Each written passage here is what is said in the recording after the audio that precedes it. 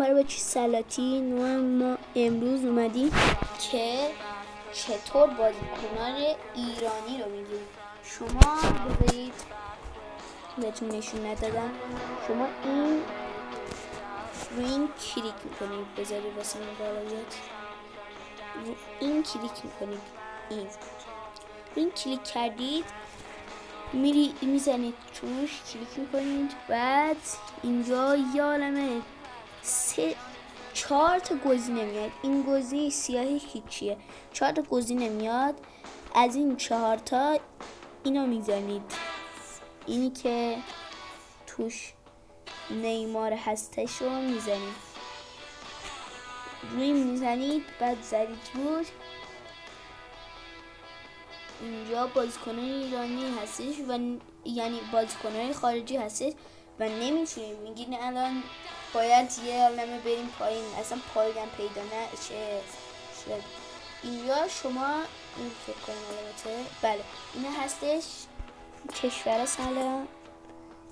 اینا از همه پایین تره رو میزنید. شما اول به این میزنید، بذارید بهتون نشون میدم.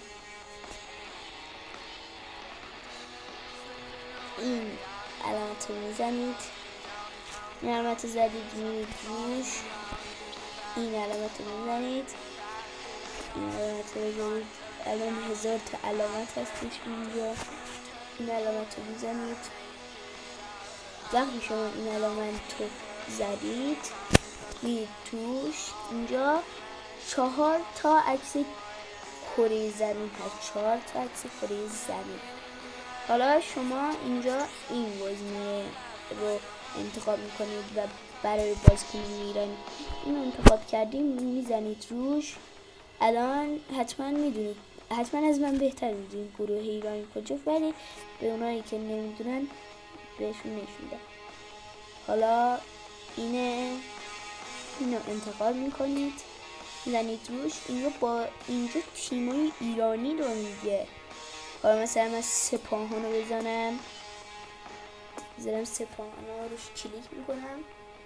خیلی بازیکنای سپاهانی ارزونن، مثلا ببینید خیلی خوبش. این بازیکنایی که نمیشناسن شما میتونید بازیکنای ایرانی رو بخرید و اگر مهدی طارمی رو بخرید ولی سردار اعظمی هستش،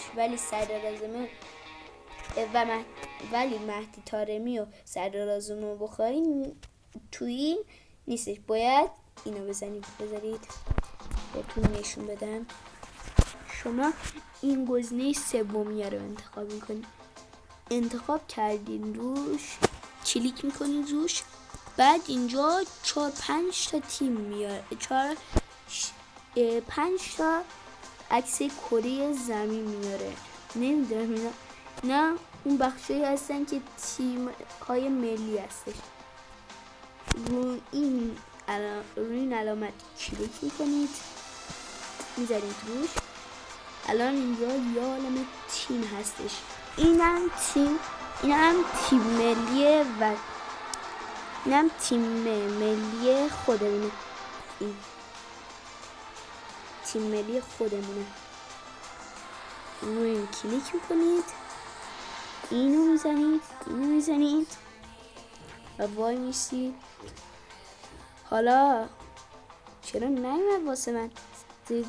یه ثانیه از اول برم،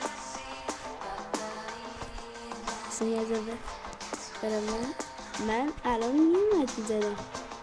اینو من حتما میزدم. چی؟ اینجا بازیکنی نیستش. یه ثانیه میزنم واسه من نمیدونم چرا نیومد. هر بار که میزدم میومد. بذار یه بارم امتحان میکنیم ببینیم چرا نمیومد. اصلا بازیکنی ایرانی واسه من نیومد. هیچ دیگه من چند بار زدم اومد، نمیدونم الان چرا نیومد. دیگه شما میتونید بزنید. و برای ویدیو بعد خدا نگهدار.